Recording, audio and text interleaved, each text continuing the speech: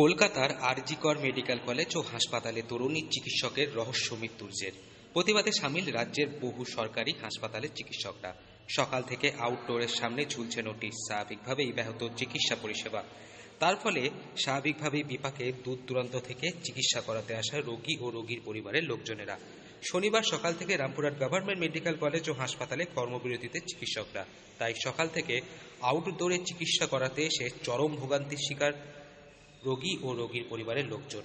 কেউ এসেছেন টেস্ট করাতে, আবার কারো হাত পা ভাঙা। চিকিৎসা করাতে এসে জানতে পারেন আরজি কাণ্ডের প্রতিবাদে কর্মবিরতিতে সামিল রামপুরহাট মেডিকেল কলেজ ও হাসপাতালের চিকিৎসকরা। নজরে আসে আউটডোরে ঝুলছে কর্মবিরতির নোটিশ। জরুরি এবং প্রসূতি বিভাগ ছাড়া কোথাও হচ্ছে না চিকিৎসা। তার ফলে ভয়ঙ্কর ভোগান্তির শিকার হতে হচ্ছে রোগী ও রোগীর পরিবারের লোকজন।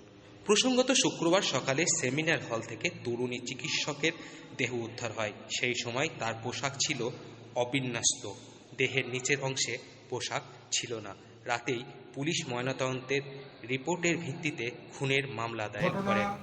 সেটা আমরা জানি আরজি কর মেডিকেলে যে ঘটনা ঘটেছে, কিন্তু তার জন্য ওপিডির মতন পরিষেবা অনির্দিষ্টকালের জন্য বন্ধ, পোস্টার লাগিয়ে চিকিৎসকেরা আন্দোলনে, এটা কিভাবে দেখছেন?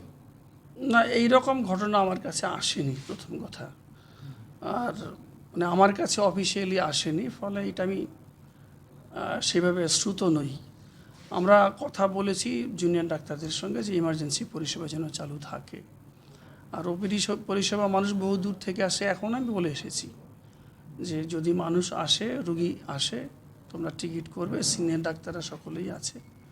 কিছু ছেলে, এটা তো ঘটনা, যে ঘটনাটি ঘটেছে সেই ঘটনা অত্যন্ত দুঃখদায়ক, এবং সেটা আমাদের বাড়ির কারোর সঙ্গে যদি হতে পারতো, এই সম্ভাবনাকে উড়িয়ে দেওয়া যায় না।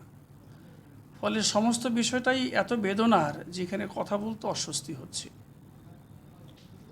আমরা ওদের বিভাগের কাছে আবেদন রেখেছি যে ইমার্জেন্সি পরিষেবা থেকে যেন কোনো মানুষ বঞ্চিত না হয়।